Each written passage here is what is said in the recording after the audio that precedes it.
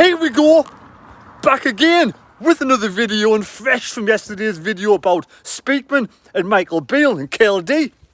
We're going to chat about, is the Sunderland head coach role strike manager role a poisoned chalice, or is it a load of bollocks? So I'm off for a bit of exercise. We're going to take you on the journey. We're going to chat about managers, Sunderland managers, the poisoned chalice. I'm going to take you somewhere. I'm going to find something I've never seen in my life.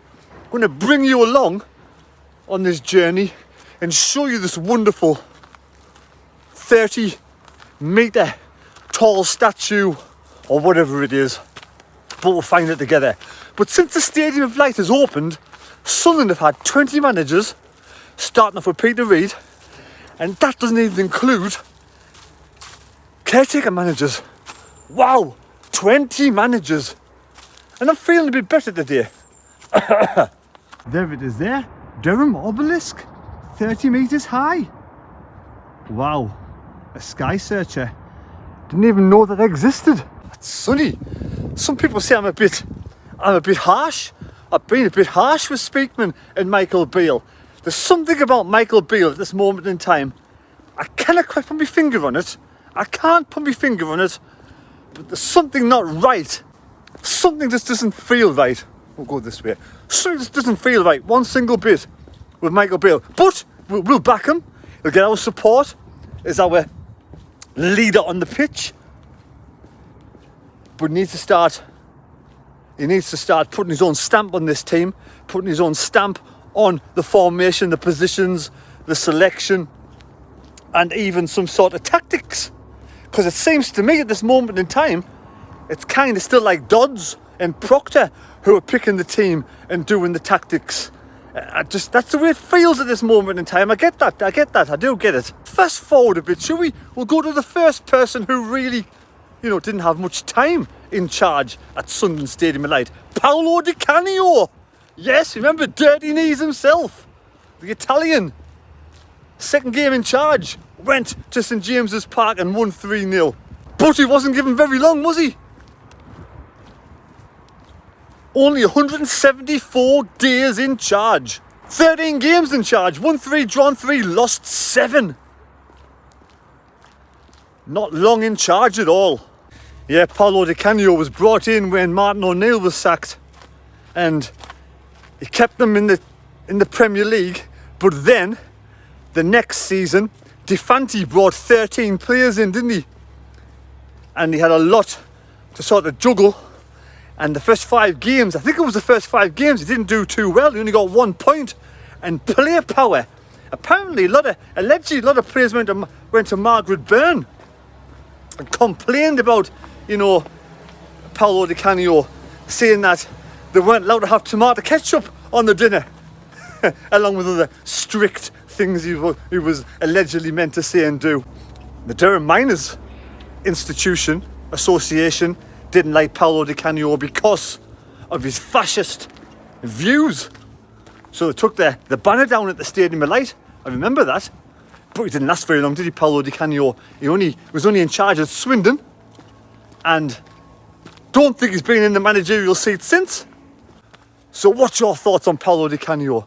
Was he harshly treated? Or did he get what he deserved? Not long at all. 13 games in charge at the hot seat at Sunderland. I quite liked him at a point. By his dirty knees anyway. Ooh, bit of a tough hill, this one. Next in the hot seat after Paulo Di Canio was Gus Poyet. Yes, he was in charge about 500 days in the hot seat.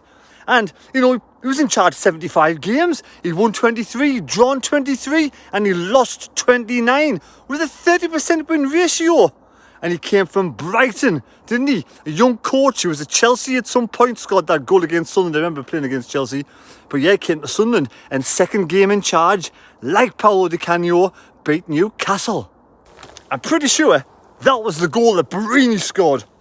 And yeah, Gus Poyet did bring Defoe towards the end of his reign to the Stadium of Light. So that was a pretty good move by Gus Poyet. And, he did get some good results. He saved Sunderland, kept them up. And he worked some kind of miracle, I remember that. He did work some kind of miracle. Did Gus Poyet beat the Mags twice? I can't quite remember now. I don't know if I'm going here either. Well, let's see what's up this side.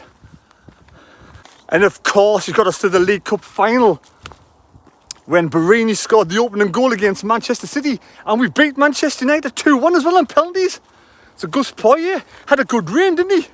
Had a bit of a good reign at Sunderland. 500 days. He was blessed. But then did he get sacked? Oh, there you go. I'm on the other side of the world, and there's the obelisk from this side. I will try and find that today. And then we're in a bit of a sticky position with Gus Poyet, where we're almost going to get relegated. But then we after he was sacked, we brought in Advocaat, yes, Advocaat. The Dutchman came in and he saved us, didn't he? With that last game of the season against Arsenal down at Highbury. A 0-0 draw kept us in the Premier League. He only came in as an interim manager, and he said he wasn't going to take the job full time, but he changed his mind and he came back the following season. Okay. Well, he was in charge of 19 games. He won 4, drawn 6 and lost 9. So he got to the point where the team wasn't performing. He brought Jimmy and Lindsay in, I remember that. Did he bring him Villa in? Can't remember that. Possibly. Great manager in the past. Great with Rangers, remember that. He was a Dutch manager as well. I've got no idea where I'm going here, but we'll have a head up here. And he resigned. Yes, he wasn't one of the ones who got sacked. He resigned. He realised, he fell in love with Sunderland. And again, like most managers back in that day and age, we beat Newcastle, second game I think it was. Was that the D4 wonder goal at the stadium like the D4 wonder goal? So the managers were on fire. We're just chopping managers just to beat Newcastle, I think, as Newcastle fans would say. But yes, so Advocaat beat Newcastle, and then he realised, he kind of thought, I only came here to be interim. I didn't really want to take it full time. And he changed his mind. He resigned. Things weren't going too well for poor Dick. But, I wished them all the best. I didn't mind Advocaat. I thought he was a canny bloke. But another manager that didn't last very long at Sunderland. There is the obelisk right there. Wow. I didn't even know you get this close to it. Let's go and check it out. Take it, it's a public footpath, you can get up to it if you want. There it is. Never seen the obelisk before, Durham obelisk. Built in 1850, stargazer, for the stargazers of the day. 30 metres high, apparently it's 1.5 times higher than the Angel of the North. Now whether that's true or not, that's another thing. We're here. It's happening. Yeah, I'll tell you what it is, I never knew this existed. And it's like, so easy and accessible to see. There we go. The old obelisky. There we go, fascinating, eh? I had no idea that place existed. And look, they've even smashed the fence down so you can walk through and you can have a good look around it. It used to be open. People used to go up there to the top and search to the stars. Search for the stars. Is this a way in here? Nope.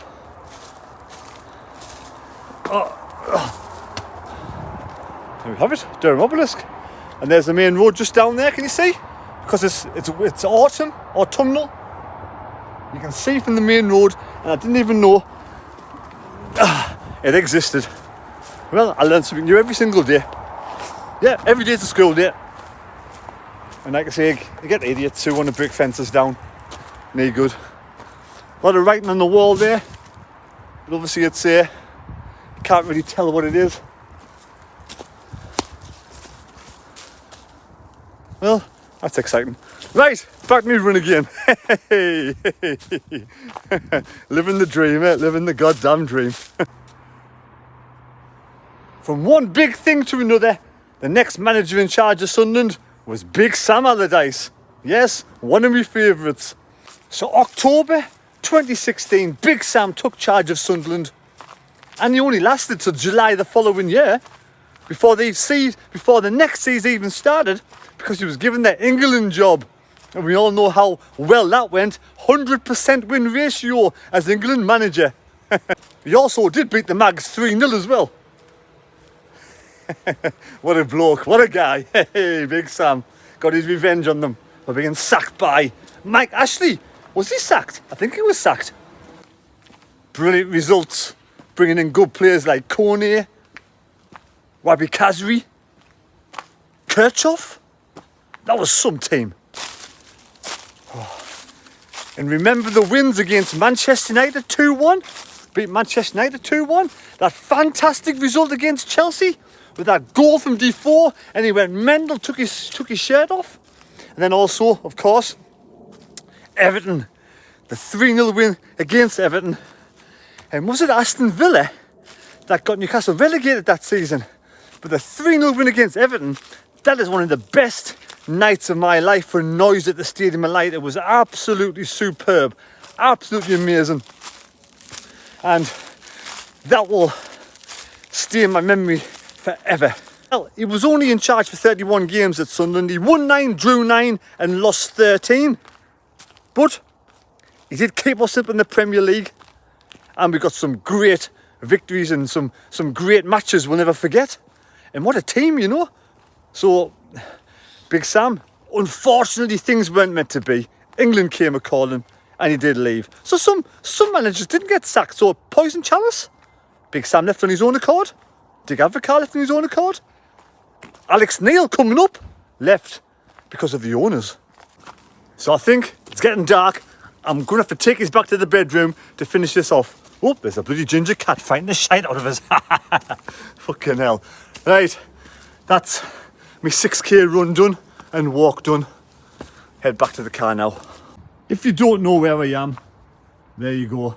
Been around Flass Vale. Headish for a lovely walk. Class run as well. Oh, Paulo Di Canio. Yep, so we're back in the house. Very dark out there, and we'll continue with it right now. But yeah, as I was going to say before, and I rudely interrupted myself. Back in the house where the magic happens, as Paul Daniel would say. Not a lot. Anyway, right, so, yes, Sam Allardyce was the final one. I was talking about Sam Allardyce. But go back to Michael Bale and Tony Mowbray situation. Speakman. There's something I just can't quite get my finger on. It doesn't sit right with me. If Bale was the first choice of Speakman, you wait 10 days and you ring him in Lapland and say, oh, Bailey, you've got the job, Mara. Something just, I just don't understand it. You know, people out there as well also saying about, you know, how Sunderland fans are quick to jump on the managers' backs and want them out and things are not going right. And we've had a lot of managers. Yes, we've had a lot of turnover managers. End of the day, it's one of those jobs, isn't it? It's a high turnover job. It's a performance job. If you're performing, doing okay, you got the job. If you don't, you get paid the big cash. These managers and head coaches don't get paid, you know, peanuts like me and you do. Well, not you, you get paid a lot. But I mean, you know, so they get paid the big cash, so they'll just jump from one job to the next job. They get plenty of money, so I'm not really particularly bothered if they underperform and they get sacked. That's just my opinion. If they're not cutting it, not doing a good job, then why make us miserable? End of the day, why? But yeah, you say Michael Bale, come in, Tony Mowbray. There's quite a few fans as well saying Tony Mowbray took us as far as he could go. Under the current regime, if he was given some ammunition, some backing, a chance to bring one or two players in that he actually wants to strengthen the squad, possibly he could take us further. End of the day. You know, Michael Bale's in now. We will support Michael Bale. Of course we will support Michael Bale. He's going to have a lot less time than other managers, though. That's the problem. You know, it's like a drop down in standard. Tony Mowbray dropping down to Michael Bale. I hope he proves us wrong. Right, so after Sam Allardyce left Sunderland, so Dick resigned. Sam left for England. We all know Alex Neil walked out. Tony Mowbray was harshly sacked. And then there's David Moyes was next. David Moyes. Yes, he was sacked from Manchester United, David Moyes. He was sacked from that Spanish side, Real Sociedad, I think it was. And then he was sent, Sunderland took him in charge in July 23, 2016, when Sam left us in the lurch. Now, one season with Sunderland. Here's some of the players he brought in. He did bring in Ndong, Dilly Bodji, Januzaj on loan, Paddy McNair. I didn't really mind Paddy McNair, apart from probably the championship season. Love, Pina, Denier and Gibson. He was another one I didn't really like. David Moyes, after one season, got us relegated from the Premier League to the Championship. The football was awful. I don't know where he's getting this West Ham situation. I don't know how. Whether he did well at Everton. You know, dodgy at Man U. Never going to survive at Man U after Alex Ferguson. And then obviously you've got your Real Sociedad in Spain, that old venture. I don't know how that went. And then Sunderland and just, you know, Ellis Short, it completely failed. Now he resigned. Another player, another manager that resigned. He said he did come along. What was that situation as well with the reporter? He said something like he'd give her a slap or something, didn't he? If it wasn't on camera, he'd give her a backhander. What kind of blokes is that, a woman? If you weren't a woman, I'd give you a slap. Anyway, never mind. Another story altogether. But yes, he resigned after one season. For me, he was like Coco the Clown. But he's done really well at West Ham. So well done, David Moyes, on your West Ham venture at Sunderland. It probably would have been better in the Championship than the next character that came in, Simon Grayson. Anyway, David Moyes had a win ratio of 18%. And you were thinking, nobody can be any worse than that. And then comes Simon Grayson. His win ratio at Sunderland was 16%. Anyway, David Moyes, 43 games in charge at Sunderland, won 8, drawn 7, lost 28. Relegation fodder. Then, obviously, Simon Grayson, 18 games in charge. We lasted 18 games. Well, that Celtic game, pre-season, we got smashed. Won 3, drawn 7, lost 8, and got sacked on Halloween. Was that the day we played Bolton? Did we get... I can't remember if we drew against Bolton or got beat. I can't remember now. It was Halloween, wasn't it? So Simon Grayson, yes, like I said before, shut that door. Got sacked. He was another waste of space. I don't even know what on earth Ellis Short was thinking. By then, Ellis Short had give up, and he'd give up. He'd resigned to just losing the club, I think, and selling the club. We were losing money left, right, and centre with wages banished all over. I know. Don't get me wrong. I totally get where KLD and the likes of Speakman is doing this job for KLD to not spend any money. It's like from Ellis Short to KLD. From one end of the spectrum to the other end of the spectrum. Why can't we have something balanced in the middle? Of course, this day and age, you've got to be careful. Everton and Nottingham Forest could be in trouble again, apparently. Look at this. Could be in trouble. Everton could be in trouble again. Could be doctored points. Nottingham Forest have splashed a hell of a lot of money. So yes, you know, owners have got to be careful. But it's how much money you bring in. Surely we, Sunderland, would bring in more money if we were in the Premier League. We'd bring in more money than the likes of, I would say, you know, no disrespect to Everton, Nottingham Forest. We get massive crowds. So that's just my opinion. I don't know how it works, to be precise. So I get where they're coming by, not spending loads and loads of money, so they don't want to be in trouble with the fair play rule. But surely we can spend more than we are doing now. It's like a really tight-fisted purse that's not going to be opened. We need to spend some money. We do not want to be going back down to League One again. That would be the absolute disaster. Touch wood. You know, I kind of feel as well at the moment, we're playing players, like someone said in the comments down below, but I've been thinking this myself. Job Bellingham, 18 years of old. He's being played game after game after game, even though we know he's not firing on all cylinders. He's lost a bit of form. His confidence dipped. He's only a young lad, needs a rest.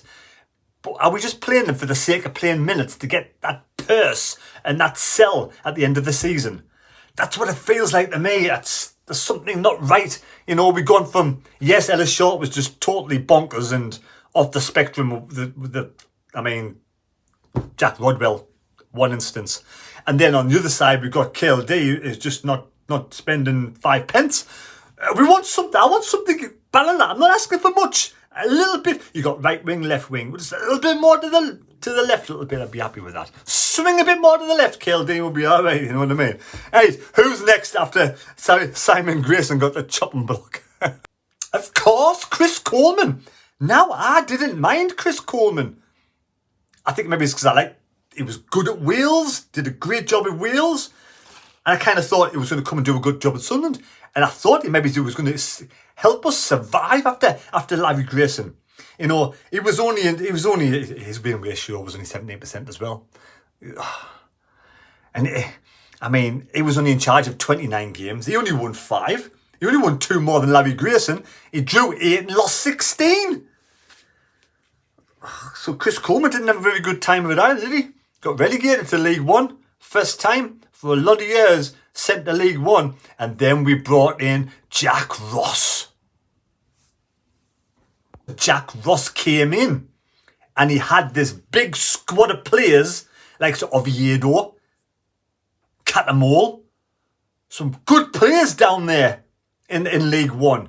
And we should really bounce straight right back into the Championship under Jack Ross. And we nearly did. Now, his win ratio was 50%. He was there a year and a half. Was he hardly... You know, you can understand Coleman getting sacked. Or did he deserve... Did Coleman probably deserve maybe the season in League One? I don't know what the issue is. I don't know whether he wanted to go. I don't know whether he walked, resigned or got sacked. Now, I can't remember. Simon Grayson, useless. But in comes Jack Ross. First season. Playoff final. Yes, of course. The Checker Trade Trophy final. I was there both occasions. Lost both occasions. Oh, Lee Catamore missed the penalty, didn't he? And then we were leading 1-0. And we felt the bits. Oh, and then we got that fluky goal against Charlton and we got beat against Charlton as well. Jack Ross, 75 games in charge, won 38, drawn 27, only lost 10 games, Jack Ross. And he was sacked because Salmon Pants, Donald Duck, wanted that first occasion back into the Championship. That's what they wanted to do. They get that money. And he didn't do it. Jack Ross didn't do it. He failed and he got sacked. I quite like Jack Ross, to be fair. But after a year and a half, I haven't got any problems at all with a manager or a head coach being sacked if they don't do the job. Simple as. Like what's happened to Jack Ross, he gets another job somewhere else and another job somewhere else. If he's good enough, he'll succeed eventually. That's just the way I feel. I'm sorry, but it is. They get paid the big bucks. You take a risk, you take a chance. Remember somebody saying to me, "You're a harsh man, Mr. Wall, you're a harsh man." Then who came up? And then we were like, Jack Ross is gone. Who can we get next? Whoa.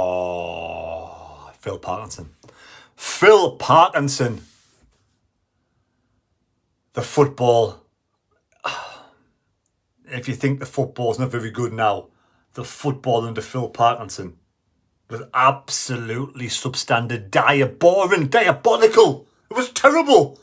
Phil Parkinson. And look at him now. He's doing brilliant for Wrexham, and I'm pleased for the bloke. I really am. Wrexham at this moment in time, promoted up to League 2, doing superb in League 2. 144 games he's been in charge of Wrexham. 92 wins, 32 draws and only 20 defeats. A 63% win ratio. Well done, Philip Parkinson. But at Sunderland, it was dire, it was dross. 48 games in charge, 19 wins, 15 draws, 14 defeats, 39% win ratio. And going away, where was it? Somewhere like, no disrespect to, like, was it Shrewsbury? I don't know, but it was some horrible defeats, it really was. And he got the sack. And for me, it's done him the world of good. It has. I'm pleased he got the sack at the time he was shit. But now, we've done you a favour. Us fans who wanted you out at the time, we've done you a favour. You've bounced back and you're having a great time and a great life and doing a superb job at Wrexham. So well done, Philip Parkinson. And then comes in Lee Johnson. Magic Johnson, yes, Lee Magic Johnson. Not a lot, but Lee Magic Johnson, yes, came in. He was in charge a long time, December 20 to January 22. And he couldn't get us promoted either. 78 games in League One. Another 78 games in League One. Jesus. Some long old seasons down in League One. 40 wins, 20 draws, 18 defeats, 51% win ratio, 1% more than Jack Ross. But he could not get us promoted. And the only time I went away was against Bolton in League One. And we got beat 6-0. Oh, and Lee Johnson got the sack. And rightly so. And in walked Alex Neil. Breath of fresh air, Alex Neil at the time. Only 19 games in charge. February 22, August 22. He did what Philip Parkinson couldn't do. Jack Ross couldn't do. Gets us promoted straight away against Wickham in the playoffs. And look at his record, Alex Neil. I think every single Sunderland fan liked Alex Neil. He was one of the ones that we wanted to keep at the Stadium of Light. He did us good. 19 games in charge, won 11, drawn 7, lost 1, playoff final, Ross Stewart, bang. It was Embleton's rocket straight through the keeper's hands and Ross Stewart 2-0. Fantastic day. 57% win ratio. And then KLD and Speakman. KLD and Speakman. Speakman happens. And he won't back Alex Neil. And we all thought he was just being a greedy bastard going to Stoke. But I think there's more to it than meets the eye. And now I'm kind of thinking, well, I don't know. He's still a greedy bastard. Anyway, he walked. He wasn't sacked, he walked. So that wasn't our fault. We were happy that Alex Neil to stay. At least for another 6 months. And then come in Tony Mowbray. Tony Mowbray picks up the pieces of Alex Neil and does an absolutely fantastic job for KLD and Speakman.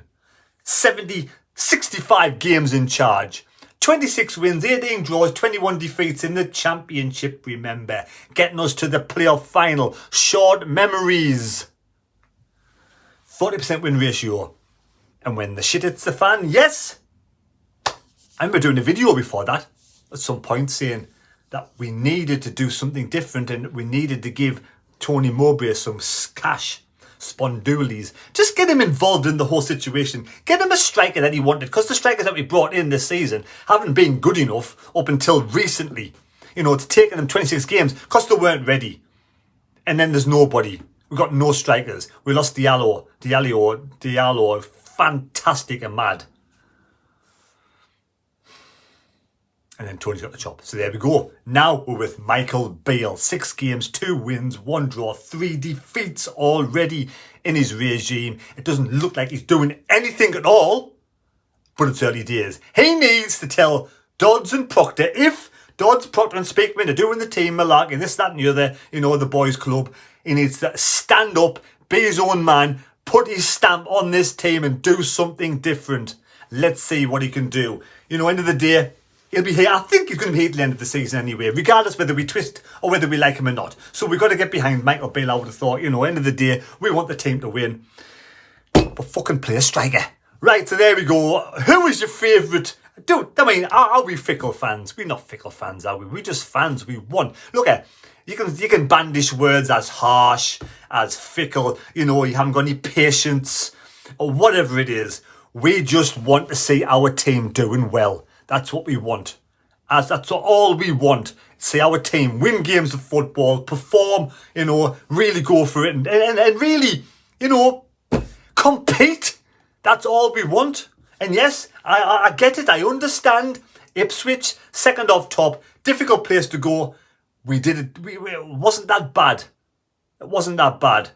Let's start turning some of these. Let's see if Beale can get some wins, a consecutive run of wins now, between now and the end of the season, secure the playoffs. Come on, Beale. End of the day, there's only Michael Beale can make all these fans get on his side. And that's by winning games of football. Picking your own team. Showing a bit of passion on the touchline. Don't be a Phil Parkinson. A bit of passion. Be a Paulo Di Canio. But let them have tomato sauce on the canteen. Right, so there we go. Hope you've enjoyed the video. I've got no patience. I put my hand up. I'm in the wrong half the time. I don't have much patience. You know, end of the day, people don't have to watch these videos. I don't force you to come in here and watch my videos. I don't tie you down. It's just my opinion. Just how I feel. And I'll be honest all the time. I'll be honest as possible. My favourite manager of Sunderland, I'm going to have to say Big Sam Allardyce. I loved that period. I really did. The worst one, fucking hell. I didn't like David Moyes' football. That was awful being relegated from the Premier League. But then Phil Parkinson was terrible as well. I might be just being harsh. And obviously, We didn't really get to see what Paulo Di Canio could do, did we? Well, he was getting beat all the time, that was why. Anyway, so there we go. Take care. God bless me. God go with me. Let me know your favourite manager. Let me know. Are we just too impatient, too harsh? Do we want results too soon, too quick? Like this weekend against Hull, a win. Right, see you later. Thank you for watching. Don't forget to subscribe and give us a thumbs up. It's not a poisoned chalice, the Sunderland job. Managers come, head coaches come. They put the hard work in, get the results, they will reap the rewards. If they don't perform, not a poison chalice, you just get sacked like anybody else. And also, you know, now to do with luck, now to do being a poison chalice, you make your own luck, right? You decide your decisions, you pick the team, you be honest with yourself, Michael. When you're in charge of Sunderland's team, be honest with yourself, be honest with the fans. If you do a good job, we'll get behind you, we'll support you. If you end up doing a shit job, you get sacked like the rest of them. You make your own luck. Example, I bought a £2 scratch card the other day. I won a £5. I went and got that £5 and I bought a £5 scratch card and I won a £10. Now I'm going to go and get a £10 tomorrow. Make your own luck. See you later.